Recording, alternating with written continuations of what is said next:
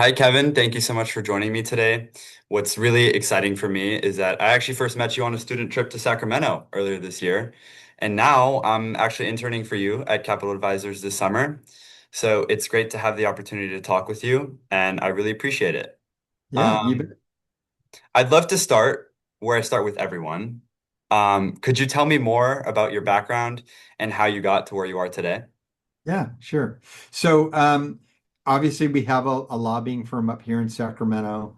And the lobbying firm is that we're hired by school districts and public school entities to try to influence in as positive way we can things that happen in the legislature and stuff that obviously will have good outcomes for education. And the way I got into this was I was extremely politically motivated when I was in high school and actually came down to Sacramento to the Capitol building um, without permission from my parents and came down with a friend of mine. And on that day, we came down to Sacramento. We met a bunch of very top political leaders, including the governor at the time. And it was just a chance, totally luck chance meeting. And then immediately I thought, oh, I guess I get to do this every day. I just come down here, I'll meet with all these people, which was not the case. But in my head, I had this illusion that if I just come down to the Capitol every day, I'm going to have a day like I did that first visit. And anyways, bottom line is I got real involved with my student organizations on campus, student leadership, student body president, all that kind of stuff. And then also very involved with coming down to the Capitol and doing an internship while I was in high school with the then Speaker of the Assembly. And I just, looked around and I just thought I knew that very early on that a way to have influence over the long haul would be to become involved with advocacy. So it was the lobbyists who don't get termed out. They don't have a churning kind of, revolving door kind of thing up here in Sacramento. They outlast everybody. And so that's why I decided I wanted to do that. I majored in a individual major program at UC Davis. I went to American River College. It's a community college in Sacramento. Transferred to UC Davis to finish up my final 2 years. Um, and then ultimately got a degree in public policy at USF and worked for some statewide associations that do education policy. In the middle there somewhere, I was chief of staff to a member of Congress, which was a really fun adventure for me. And I worked for a great member of Congress at the time. I really enjoyed that. So it just kind of got bit with the political bug, and then eventually started a lobbying firm by collecting up a bunch of my colleagues from the different places I'd worked and said, hey, let's go do this.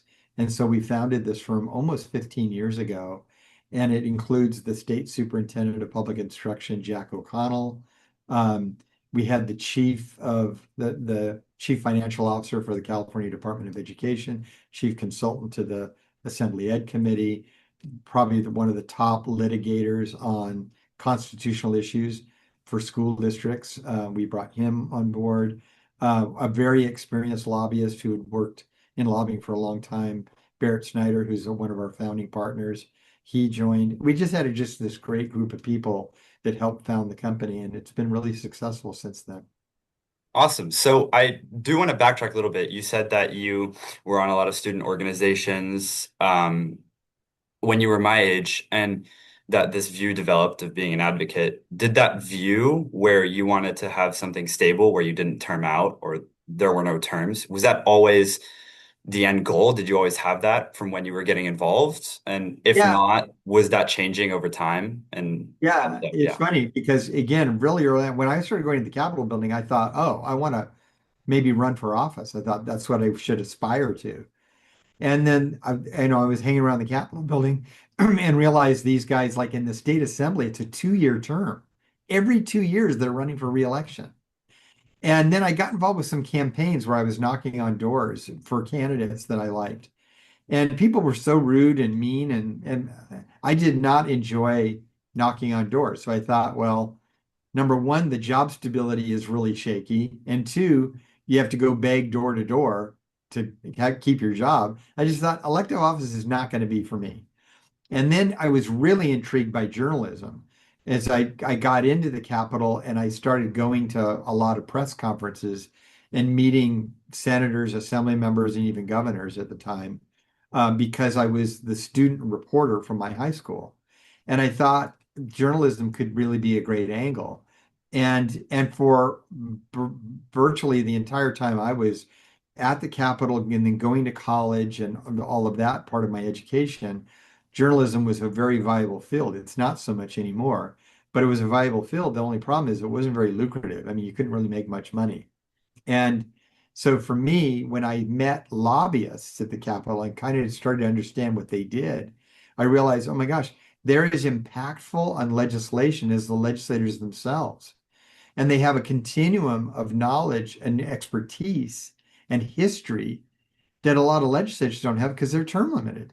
So all of those things together didn't take me long to figure out that if I want to have a bigger, deeper imprint on policy over time, you want to amass more influence and frankly political power, that doing it in what we fondly refer to as the third house, which is the lobbying side of the business. You have, what goes on over at the Capitol building, but the third house is considered the group of people that are lobbyists.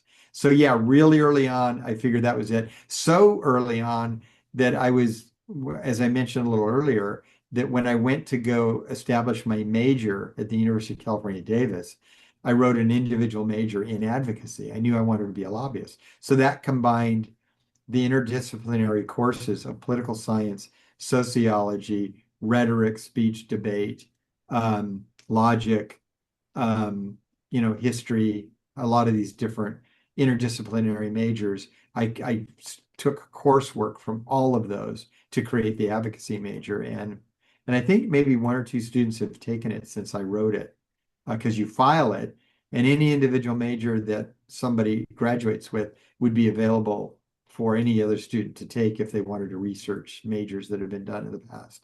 So yeah, really cool. Wow, and so it continues to be a major now? It's one that if someone went and looked it up and you looked at Wow. that, and the courses, you might have to, I'm sure all the same courses are not taught there, but they would, you could probably cobble together something real similar. So Well, yeah. that's amazing. I guess on that topic, getting to be a lobbyist, did you always think you would be in the sector of education, or is that also something that you kind of is that something you realized early on as well, or Yeah, no, I came to it later. My thoughts were when I looked around at the Capitol building that the most influential lobbyists were people that were representing corporate interests. And they were, very influential. And so when I was at UC Davis, the IBM Corporation, which at that time was equivalent to like, Microsoft or something like that, it was probably the biggest globally recognized IT firm. And so they had a program where they were, interviewing and admitting, undergraduates into the specialized program that they had. And I applied for it and I got in. And then sort of my dream was, oh, and then when I graduate, I'm going to go back and be a lobbyist for IBM Corporation or something like that. And so I did that program at IBM, and I stayed in touch with the guy that I interned for, who eventually became the lieutenant governor, Leo McCarthy. And he had written my letters of recommendation to get into school. And later, when I graduated, he ended up writing my recommendation letter to be hired at IBM permanently after my fellowship was over. It was a paid internship during when I was at school. And I get done with it. And my full intent was to go back and be a lobbyist for corporate, California. So the only opening that existed at the time, people were saying, Kevin, you want to be a lobbyist, you got to have many years in the building as staff. You don't just become a lobbyist. And I said, well, I want to just become a lobbyist. So at the time, the building industry was hiring a lobbyist and they didn't have a lot of money. And the lieutenant governor recommended me to them and said, hey, there's this guy, he'll work really hard. Maybe he hasn't been on staff at the Capitol, but he knows his way around the building. And they hired me. So it was called the Building Industry Association, the BIA. They represent home builders all across California. And so I got my start lobbying with them. And then I thought, oh, I want to go to work for a corporate lobbying firm. And then what happened is when I was working for the builders, the home builders, they were working on a plan to try to get schools built in California. Because if they didn't get a bond measure that taxpayers would support to build schools, guess who had to pay for schools? The builders. Hmm. They didn't want to do that. So they worked on a campaign to have voters all across the state underwrite the expenses of building public schools in California. And I got real involved with that effort. And I got exposure to all the people in the school community. And so while I was doing that, they then said, hey, um, you should become a lobbyist for the school folks. And that's when I kind of looked at an opportunity in there. And an opportunity came after I was done being chief of staff to a member of Congress. There was this opportunity to become the chief lobbyist for the California School Board Association. I applied for the job, I got the job, and then that started my career in education. Yeah. Wow. So what kind of motivated you to stay in education? Why did you enjoy it more or Yeah. Well, then it was I realized you could be a lobbyist and have influence, but you could be doing it for an incredibly good cause, yeah, right? yeah. Hmm. I thought, what's better than that? Hmm. So, and then the other thing that was kind of the dirty little secret is that advocacy and legislative advocacy, um, you know, at least the compensation of the associations and stuff like that, you working for the California Chamber of Commerce Business Group or working for the California School Board Association, the compensation was roughly the same. Yeah. I had in my mind that the private sector guys maybe paid more and they didn't. Hmm. Um, but when it comes to private lobbying firms, though, there's no question that the firms that represent corporations and well-moneyed interests, those firms make a lot more money than a firm like ours because our clients are all public school agencies and they don't have bags of money to invest in lobbying. But I find it so fulfilling to be representing the interest of California public school students Hmm. and California public school leaders, and being a lobbyist and being totally enmeshed in politics. I'm living the life I want to live, right? I'm doing Yeah. all the stuff I love. Yeah. Yeah. Okay.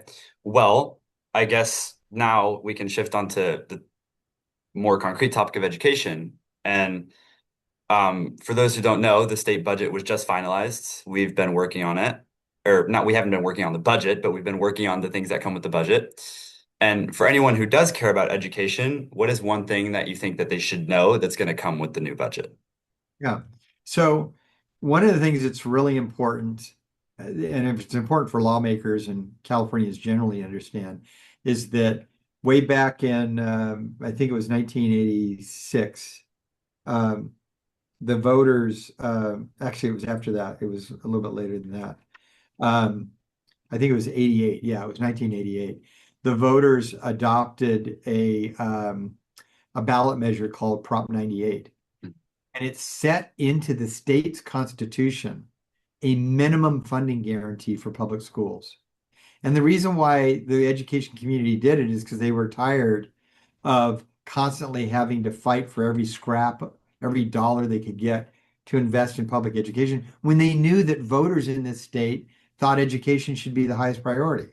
So they went to the voters and said, can you please put in the Constitution that the legislature has an obligation to fund us at a certain level for sure every year and make sure that it's adjusted for inflation? And the voters said yes. So Prop 98 is there. It's a minimum guarantee for education. And so we roll forward to today's budget. And what you see is a budget that was actually voted on yesterday by the legislature and it passed. But now it goes to the governor. The governor will negotiate with the legislature. And instead of vetoing that budget, he'll negotiate with the legislature about nuances to it. They'll come to an agreement and they'll do follow-up legislation that will further define what the budget looks like. But for education, it's all really pretty good news. And as much as it's good news, they're not cutting schools. They're actually giving us almost, it'll come close to $1,000 per student for every district in the state for the school board to do whatever they think is fit with that money. But it's only one-time money. Mhm. The legislature has some money right now as a result of stock market gains, but it's not ongoing money.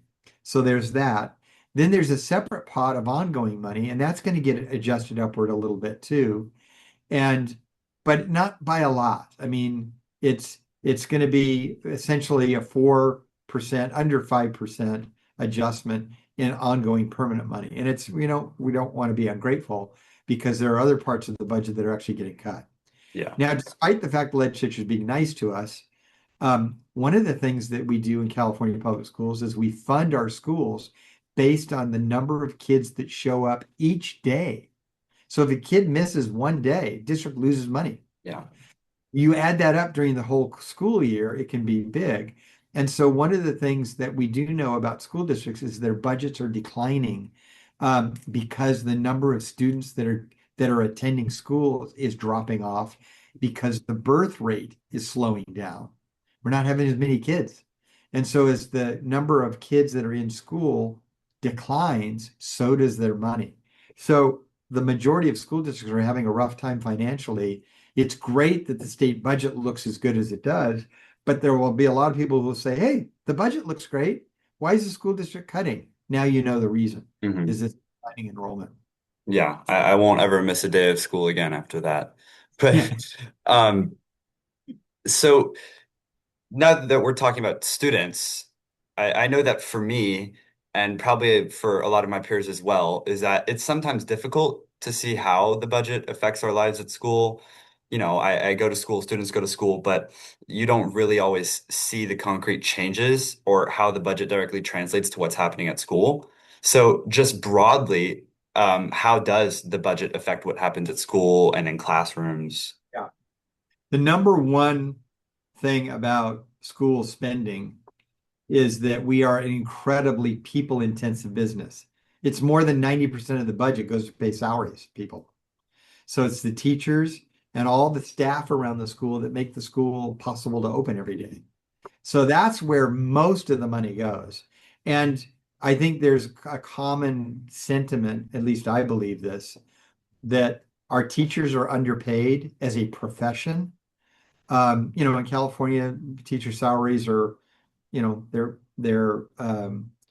they are what they are. A teacher knows what it is going into it, but it is not a profession at all that you go into if you want to be going to a profession that's extremely considered to be great compensation.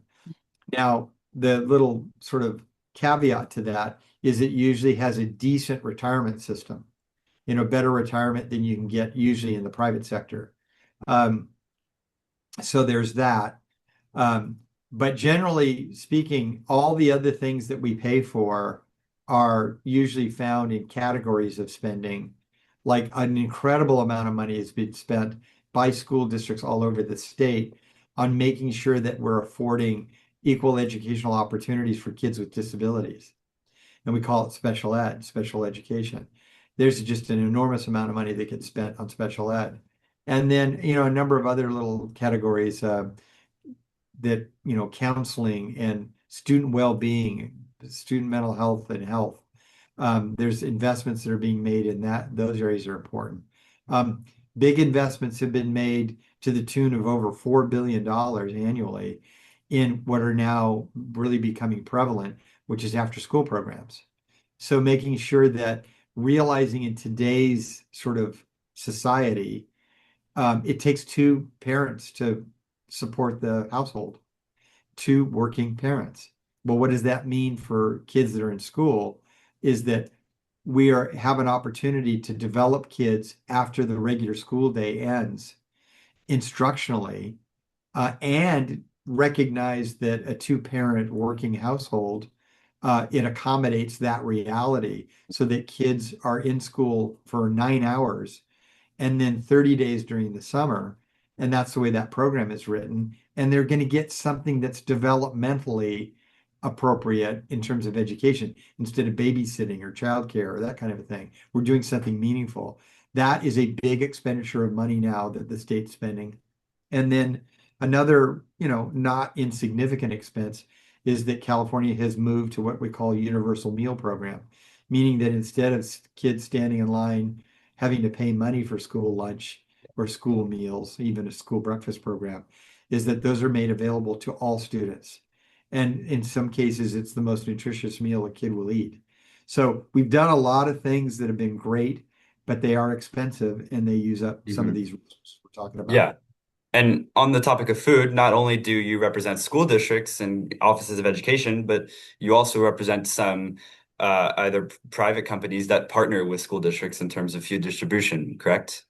Correct. Yeah. And so in the school nutrition, and one of the things that I mention is that often is that in the education community, everybody has their own club. Mhm. And what I mean by that is that if you're a group of counselors, is there an association that just represents the concerns and interests of counselors? And there is. And guess what? My firm represents Yeah. the State Association of Counselors. And then there's a group of school nurses, and every school's got a nurse, we hope. And some schools don't have the great fortune of having a nurse at every school site, but school districts have nurses. Do they have an association? Yes, they do. Guess what? We represent the school nurses. And so the same is true with the directors of school nutrition, and the cafeteria workers have an association called the School Nutrition Association, and we represent them as well.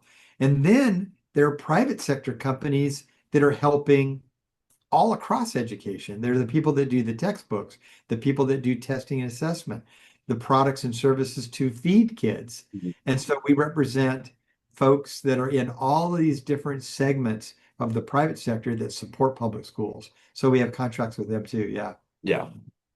So, yeah, I mean, clearly you've spent a lot of time representing school districts, education offices, even community colleges too, which I don't think we touched on, and organizations that do food and stuff like that. And up until February, when we met during our district's trip here, I didn't even really know what a lobbyist was. I mean, I'd heard the term being thrown around, and either I never took the time to understand or I just didn't. I'm not sure. Now I do, which is Yeah. good. But for those who don't, I guess what does your work as a lobbyist look like in a nutshell? I mean, I know you explained it a little bit before about how you're advocating for these different people, but Yeah. just in terms of some examples of what you would do.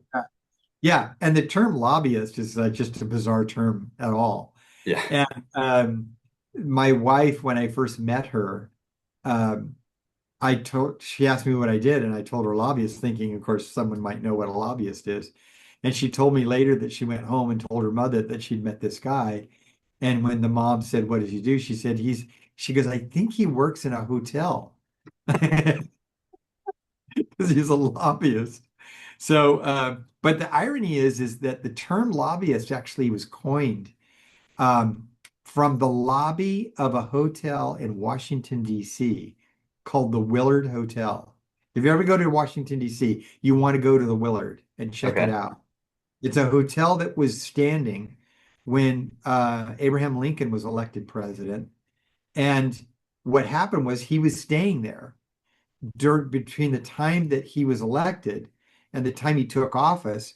He went and spent and basically set up shop at the Willard Hotel to be kind of ground zero for the transition, like getting Mhm. ready to be. So when everyone found out that had interest, the different, tycoons at the time and everybody, the bankers and, different industry folks that wanted to try to influence the federal government and the new administration, they went and hung out at the lobby of the Willard Hotel. And then they would catch members of Congress going in to see Lincoln and or President Lincoln and members of Lincoln's, anticipated cabinet, and they would go cherry pick these guys and go talk to them. And that's when they created that term lobbyist. So it's kind of a cool little side Yeah. story. So in the work that I do every day, typical day, is that what we want to do is look at the many, many pieces of legislation that legislators come up with, and we got the Assembly and the State Senate, and all these legislators come to Sacramento wanting to do good things, and they talk to their school people. And sometimes we will go to those new legislators and say, "Hey, look at your district is this particular district, and they really have a need for this kind of a program or funding or something." And then we get that legislator convinced that that's the right thing to do to help out that school district.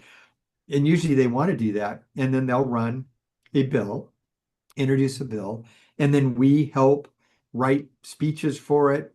We organize testimony. We go to other legislators, tell them about the idea, and all with the objective of getting enough votes to pass that bill Mhm. and makes things happen. We also look at bills that are great ideas that somebody else had. It'll be a legislator that talked to the University of California or the community colleges about a bill that will affect schools and higher ed. And we'll learn about it from the first time from that lawmaker. That's a great idea. And then we'll do what we can to support those good ideas. Mhm. And then you have the opposite, which is that people creating mischief and bill ideas that school people do not like. Mhm. And then we'll go oppose those bills and try to block those bills from taking place because we think they're not in the interest of public schools. So you got all that kind of stuff. And then we spend, a certain amount of time over at the Capitol doing all of that work, convincing people about legislation, trying to get stuff passed. But we do a lot of work in school districts across the state where we're out explaining new laws, how they work, what the inspiration was for those bills, what the new law is, and how school districts have to try to comply with it, of giving speeches about our forecast about what's going to happen.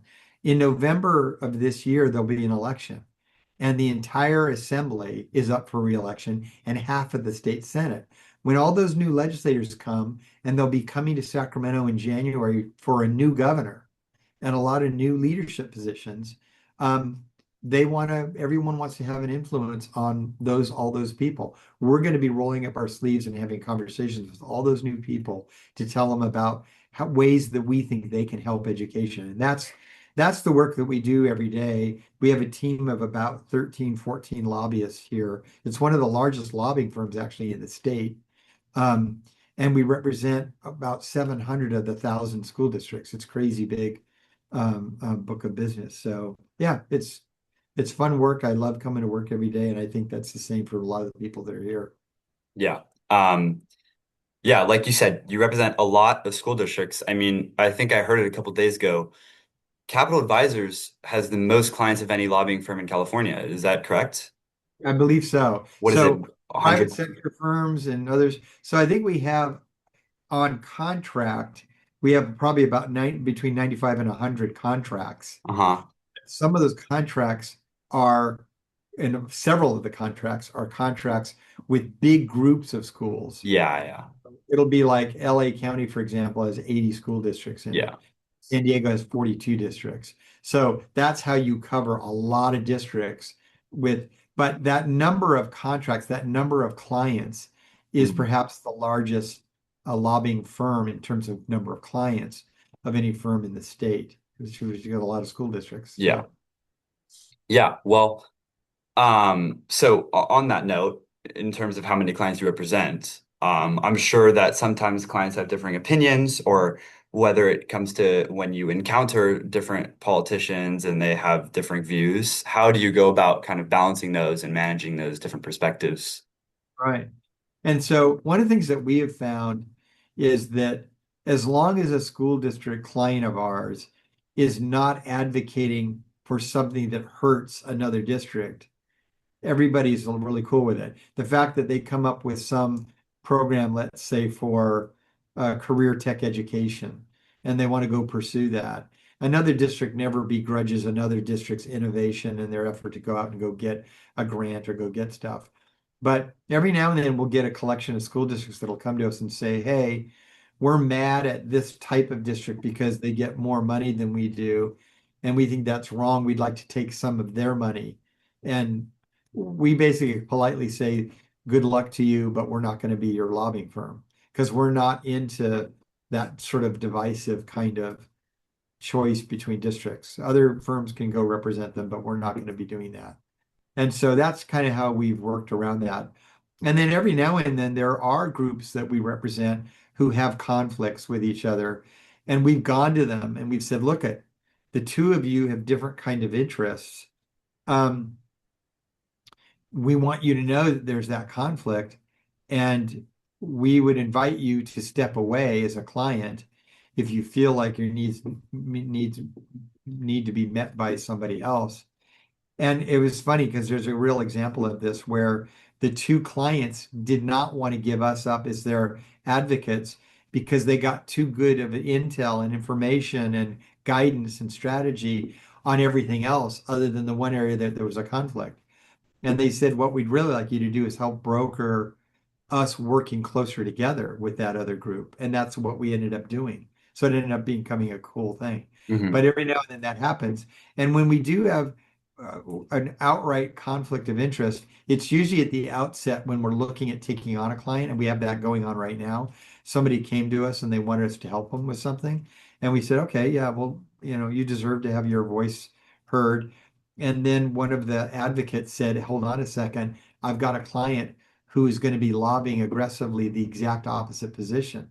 So we went to the prospective new client and said, "Oh, unfortunately, we're not going to be able to have you as a client because your agenda is at cross purposes with our current client." So we did not end up signing up that new client. Yeah, there's definitely a lot of difficult decisions you have to make Yeah. in the lobbying business. Yeah. Just for time purposes, I want to move on to the next and last section, which is more about kind of your advice for my generation and the younger generation. I know that there are a lot of people who are interested in government, education, public policy, or just in general making a difference in their communities. And up until this year, I also didn't really know how to do that. But for students who do want to get involved in some sort of politics, what is some advice that you would give them to do so? Right. Well, one of the things for sure is that you watch sort of the political exchange in this country today, and you could see why a lot of people would say, I don't want to have anything to do with that. It's so much rancor. Frankly, and there was the most of my career, most of my life has been spent talking about the faith I have in the government process and the two-party system and people being able to work out their differences. And that for a long, long time, most of my career, there's been an ethic that said, go in and you know, argue your points as vociferously as you can, and then come out of that room and, go have a cup of coffee or go have a beer or whatever is that we're all human beings and there's more that we have in common than divides us. But and Republicans and Democrats have a long tradition in California and even in the country of being able to duke it out on issues, but be really civil to each other and respectful. And that degradation of that culture has really risen a lot in the last 10 years to the point where a lot of people think I don't want young people coming up will look at that politics and it's the only politics they've ever known. And they've said, I don't want any part of it. And one of the things that I get really upset about is in political campaigns when people are running against each other. I approached a candidate that's running for Congress and I said, I wish I could support you, but I can't because your entire campaign is about criticizing the other candidate. It's just ripping the other candidate. I said, I would consider voting for you if I knew what you're for. What do you want to do? What are your aspirations? But you run a campaign that's nothing but ripping Yeah, apart your opponent. And the reason why she does it to her opponent is because sadly, those campaigns work. yeah, They work better than the campaign where you say what you're for. yeah, They actually work. You rip apart the other person loses. It's just a sad commentary. But one of the things that I always like to say is look at try to divorce yourself from all of that noise, the negative noise, and understand that when legislators come together, whether it's at the local level, a city council member, a board of supervisors, the state assembly, the state senate, members of Congress, what's the real objective of what you're doing? It's to try to look at problems that we have socially and create solutions to those problems. So one of the really contemporary crises that we're having right now is regarding homelessness and housing. mhm, And people are really putting their heads together about how do we solve this problem? And there are different philosophies about how to solve it, but let's go in and have a debate about what works best. And we've tried different things that haven't succeeded. And what happens when you do that is you start to narrow in on the things that work. And what we're learning is that the housing crisis and homelessness has really deep roots in mental health. And the people that are out on the streets, some of them don't want to be housed because they're having lots of mental or drug abuse problems. And that until you solve those issues, you're not going to solve the housing problem. Yeah. So yeah, there's a housing supply issue, and we got to do that too. We should be able to walk and chew gum. But what I want young people to know is that the rules that we live by every day, there are things that you could debate about. In Europe, they'll say, should there be speed limits? Mm. Well, we know that a 55-mile-an-hour speed limit probably saves lives, or really we think it does. But setting all the rules we live by, whether it's speed limits or any sort of law that you can imagine exists, one of them is that was debated last year was people that get all of these parking tickets and they don't pay them, and pretty soon there's a warrant out for them. And then there's people that don't have the money to solve their parking ticket problem, and they get into this sort of weird spiral of negativity, all because they owed all these parking tickets.